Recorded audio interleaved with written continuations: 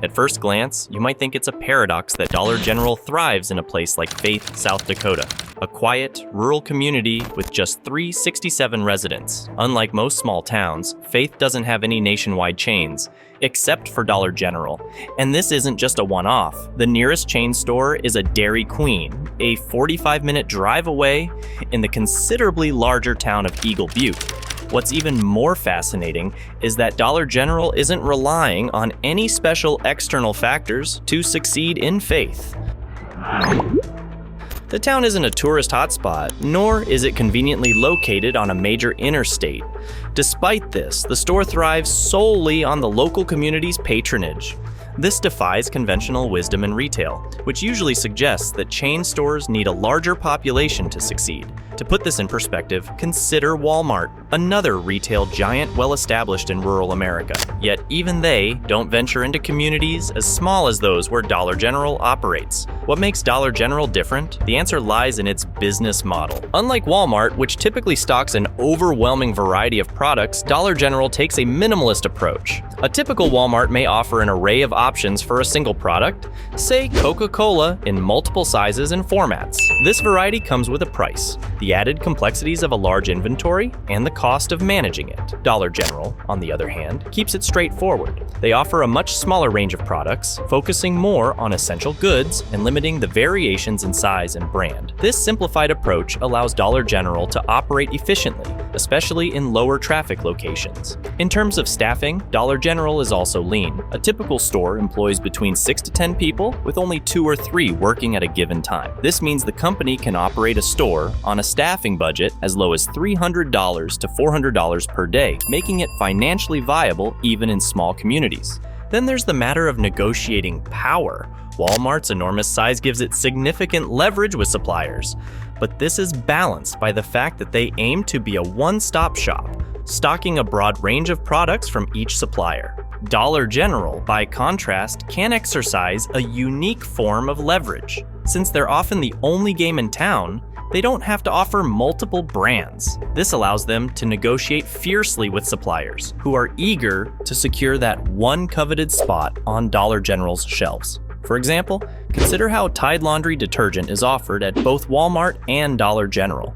Walmart might sell it at a lower price per unit, but Dollar General can offer a smaller, more affordable package at just $1. This is crucial for cash-strapped consumers who may not have the funds to buy in bulk. So the Dollar General mode isn't just about providing cheaper products, it's about understanding the financial constraints and immediate needs of its customer base. While Walmart offers affordability through bulk purchase, Dollar General provides it through accessibility and immediacy. The result? A retail formula that not only defies conventional wisdom, but also thrives in communities too small for other chains to even consider viable. And that's why, in a small town like Faith, South Dakota, Dollar General doesn't just survive, it thrives. Dollar General's business model may seem straightforward, but it's deceptively sophisticated. Beyond offering basic products at low prices, the chain excels at inducing customer return visits.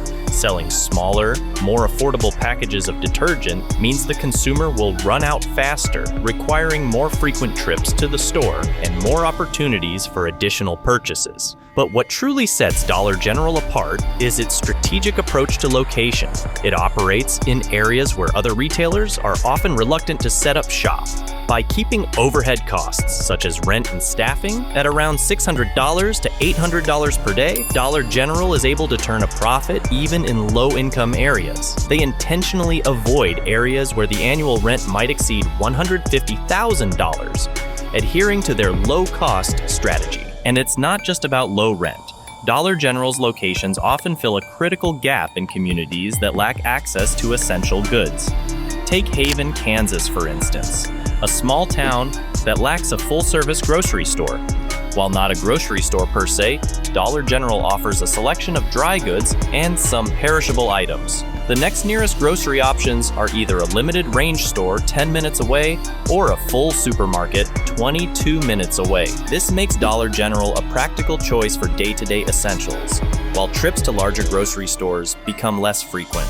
But Dollar General's presence isn't limited to rural locations. In cities like Atlanta, Dollar stores have become a staple in areas suffering from a lack of supermarkets. The dearth of grocery stores in these urban areas isn't coincidental. It's often the result of various systemic factors, including historical practices like redlining. In these food deserts, dollar stores offer affordable, albeit limited, options for residents who may not have the mobility or finances to travel further for their shopping needs. While this might seem like a solution, it's more of a band-aid for deeper systemic issues. The food options available at dollar stores are often not the most nutritious. For many of these communities, the arrival of a dollar store can lead to the closure of local grocers who can't compete on price for staple goods.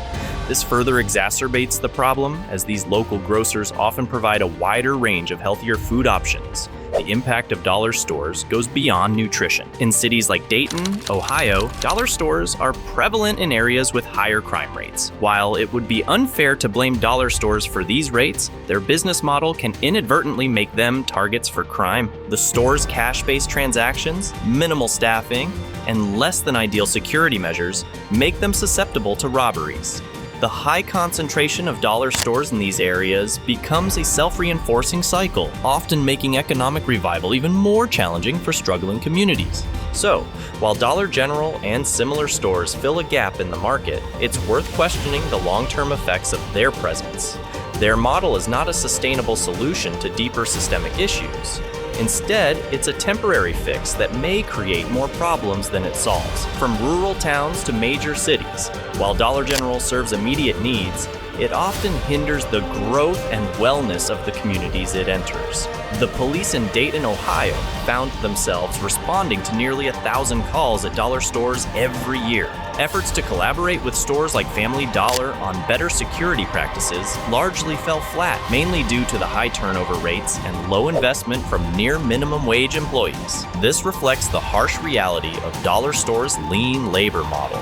Although this approach may benefit the chain's bottom line, it provides little relief for the communities in which they operate. Dollar General and its peers may offer a handful of jobs per store, but these are low-paying positions. In fact, 92% of Dollar General employees make less than $1.15 an hour. This is a far cry from what a local grocery store might offer. A typical independent grocery can provide up to 20 jobs, often at a higher wage. Moreover, the revenue from a local business is more likely to stay within the community, as opposed to being funneled to distant shareholders. These problems with dollar stores, minimal job creation, limited food options, and a propensity to attract crime are symptomatic of deeper community issues, not the cause, but they do exacerbate existing problems. Their modus operandi takes advantage of weak areas and makes them weaker still, a cycle that's been increasingly recognized by the very communities they serve. By 2023, protests erupted among Dollar General employees who gathered at the company's headquarters in Tennessee to demand better working conditions.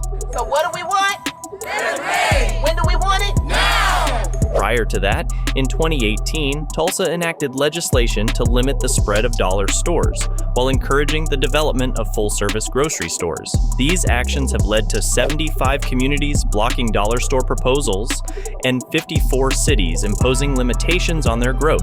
While these numbers might seem small compared to the sheer number of dollar stores nationwide, they signal a grassroots pushback that counters the narrative that dollar stores are unequivocally good for communities. What this highlights is the paradox of individual versus collective interests. And this brings us to a pivotal question. Are we willing to accept these short-term conveniences at the expense of long-term communal health and prosperity? Share your thoughts in the comment below. And don't forget to subscribe for more captivating business insights.